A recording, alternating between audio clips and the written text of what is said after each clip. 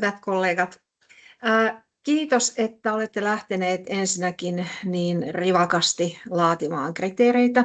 On ollut ilahduttavaa saada teiltä sähköpostia ja ne keskustelut, joita olemme viestien välityksellä käyneet, saivat minut nyt sitten vielä miettimään, josko olisi syytä tehdä hieman täsmennyksiä joihinkin ohjeisiin. Myös kuluvan viikon maanantain ohjauskeskustelu oli todella antoisa. Se tuotti näiden opintojaksojen vastuuopettajille nyt sitten vielä oman ohjeistuksensa, eli teille on oma ohjevideo vielä tiettyine täsmennyksineen ja tarkennuksineen. Muistutan vielä ennen kuin aloitetaan siitä, että meillä on seuraava yhteinen ohjauskeskustelu 15. syyskuuta. Ja nyt näiden ohjauskeskusteluiden tarkoituksena on siis se, että voitte tulla kuulolle keskustelemaan teemoista, jotka kollegoita mietityttävät, tai siellä voi olla esimerkiksi minun joitakin huomioita, joita haluan vielä nostaa esiin. Mutta pääsääntöisesti näiden ohjauskeskusteluiden tehtävänä on olla sellaisia kohtaamisia, joissa te voitte kysyä, kommentoida, pohtia. Ja niin kuin totesin, niin maanantain ohjauskeskustelu tuotti todella hyvää tulosta. Eli tervetuloa 15.9. Silloin meillä on seuraava kerta. Mutta nyt haluaisin ehkä jakaa jotakin sen kaltaista, joka liittyy ehkä niihin huomioihin, joita olen joidenkin teidän kanssa käynyt sähköpostitse. Ja lukiessani nyt ei enää ensiversioita, vaan ihan lopullisiakin versioita joidenkin tiettyjen opintojaksojen kriteereistä. Nyt ajattelen, että on 3 sellaista asiaa, joihin haluan paneutua. Ehkä kuulostaa nyt tämmöiseltä nillittämiseltä, kun sanon tästä taulukkomuodosta. Annan teille joitakin esimerkkejä, miksi kannattaa suosia tällaista taulukkomuotoa, kun kriteereitä laaditte. Sitten vielä avaan hieman sitä viime keväistä ohjetta, joka tuli itse asiassa teiltä. Jos muistan oikein, niin se on ollut 22.4. oleva ohjeistus, johon jo tässä elokuun alussa saamassanne ohjeistusvideossa viittasin. Avaan tätä vielä hieman ehkä erilaisin kuvioin, mutta samalla ajatuksella kuin mikä tämä teidän talon tuottama erinomainen ohjeistus on. Ja sitten ihan viimeinen, ehkä tämmöinen loppuhenkonen on se, että miten kannattaa miettiä tietoja ja taitoja sitä, että me emme puhu 2 erillisestä asiasta, vaan ikään kuin ne rakentuvat toistensa päälle. Se, että ne taulukkomuodossa esitetään ikään kuin erillisinä, pidän sitä ihan suositeltavana ja hyvänä, mutta siinä kohtaa, kun te lähdette miettimään kriteereiden käyttöä, niin ne ovat tavallaan niin kuin toisiinsa aika selkeästi kytköksissä. Mutta lähdetään liikkeelle tästä taulukkomuodosta. Nyt mä olen käyttänyt 2 teidän kolleganne kriteeristöä. He ovat päässeet tosi pitkälle omassa työssään. Ja ensimmäinen huomio, joka toisen kanssa keskustellessa tuli esiin, on se, että mulla on nyt esimerkki hänen opintojaksostaan tietotavoitteista. Ja se, mistä keskustelimme, oli se, että teillä on opintojaksoja, jotka saattaa liittyä hyvin vahvasti esimerkiksi joidenkin tiedollisten tavoitteiden saavuttamiseen. Kun te olette kuvanneet viime keväänä esimerkiksi tieto- ja taitotavoitteita, niin ne lähtökohtaisesti on kuvattu hyvälle osaamiselle. Eli semmoiselle keskiverto hyvälle osaamiselle, joka meillä yleensä tämmöisessä asteikollisessa kuvauksessa tarkoittaa 3. Ja nyt kun te mietitte arvosanoja 1 ja 5, niin ne kannattaa miettiä tässä esimerkissä tietotavoitteita ja sitten sen hyvän osaamisen ikään kuin alittaviksi, jos puhutaan arvosanasta 1, ja sitten ylittävistä, jos puhutaan arvosanasta 5. Eli arvosanan 1 osaaminen on semmoista niukin naukin rimaa hipoen hyväksyttyä osaamista, joka jää selkeästi alle tämän tavoitteen, mutta joka on vielä esimerkiksi hyväksyttävissä. Ja vastaavasti se arvosanan 5, siinä kuvattava osaaminen on sitten kiitettävää, erinomaista, virheetöntä, selkeästi tämmöisen keskimääräisen osaamisen ylittävää osaamista. Mä muistutan vielä siitä, että nyt kun puhutaan kriteereistä, niin me puhutaan osaamisen kuvaamisesta, siitä, mitä me voidaan olettaa, että opiskelija osaa, kun hän on suorittanut sen opintojakson loppuun. Eli puhumme osaamisesta opintojakson lopussa.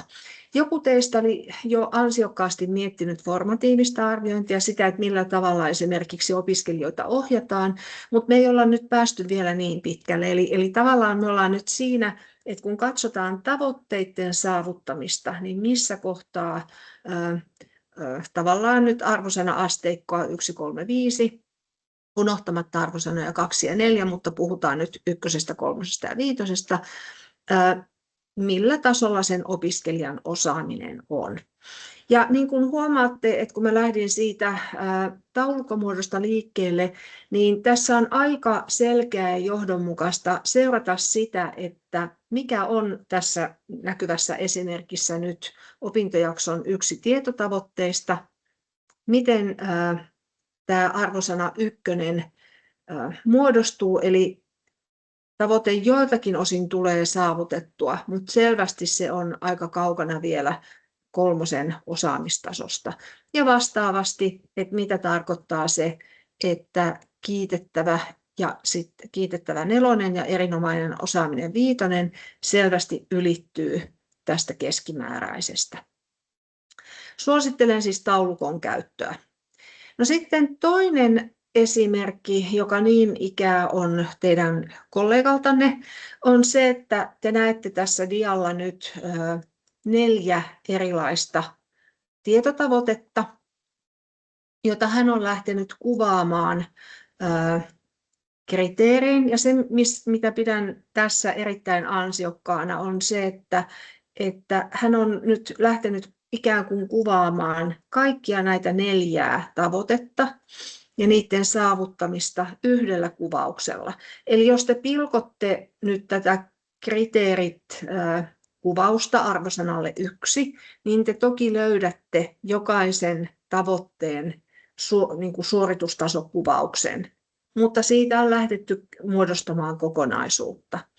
Ja jos katsotte nyt näitä kuvauksia arvosanalle 1, 3, 5, niin täältä kyllä ilmenee aivan samalla tavalla kuin tuossa edellisessä esimerkissä se, että mikä on se keskiverto-osaaminen, millä tavalla 1 se selkeästi alittuu ja miten se ylittyy. Jos teillä on tosi paljon näitä tavoitteita, niin sanoisin, että älkää lähtekö kuvaamaan tällä tavalla, kun nyt näette ikään kuin kokonaisuuksina. Tämä on mahdollista silloin, kun tavoitteita on pienempi määrä, niin kuin tässä nyt näitä tietotavoitteita on 4, mutta jos teillä on tietotavoitteita esimerkiksi 7 tai 8, niin sitten tämä muuttuu aika monimutkaiseksi ja vastaavasti niiden käyttö on hankalampaa. Eli silloin kannattaa lähteä siitä liikkeelle, niin kuin tässä toinen kollega on lähtenyt, että siellä on otettu jokainen tietotavoite erikseen ja kuvattu sitä tietotavoitetta. Ja nyt tässä on vielä taitotavoitekuvaus, eli tässä on lähdetty sitten myös tätä yksittäistä taitotavoitetta sen kyseisen opintojakson kohdalta kuvaamaan, minkälainen on 1 arvosanan kriteerit, eli selkeästi jää taidollisesti tämän keskiverto-osaamisen tai keskivertotaidon alapuolelle, mikä taas sitten selvästi ylittää.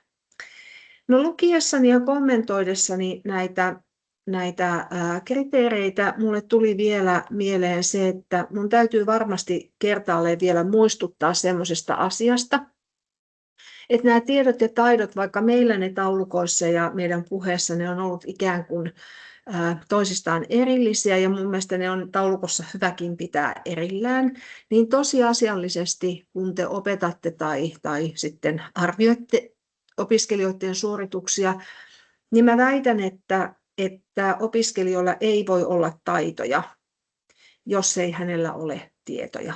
Eli tavallaan nämä ei ole toisistaan erillisiä, jotta me voidaan toimia oikein, jotta me voidaan noudattaa esimerkiksi annettuja ohjeita tai säädöksiä, niin meidän täytyy tietää, mitä ne on, eli silloin me ollaan tässä tiedossa kiinni. Teidän ei välttämättä tarvitse nyt kriteereitä laatiessanne miettiä tätä hierarkiaa, että miten nämä asettuu toisiinsa. Mä ajattelen kuitenkin, että haluan näyttää teille vielä muistutuksena tämän, mistä meillä on ollut ainakin joidenkin teidän kanssa puhetta, että nämä tietotavoitteet rakentaa jo sitten mahdollisuutta, että se tietoperusta alkaa muuttua taidoksi. Ja taidot useimmiten on sitä toimintaa, mitä esimerkiksi teillä eri opintojaksoissa opiskelijoilta edellytetään. Eli muistutus vaan siitä, että tiedot rakentaa sitä taitoperustaa, joka sitten rakentaa tai ilmenee esimerkiksi suorituksena tai toimintana. Mun viimeinen asia ehkä löytyy tästä. Tämäkin on ehkä ennen kaikkea sellainen muistutus, että kun te rakennatte näitä kriteereitä, niin muistakaa, että nyt tämä Cradwell-Andersonin taksonomia, jota me käytetään, eli äsken me puhuttiin tästä tiedon tasosta,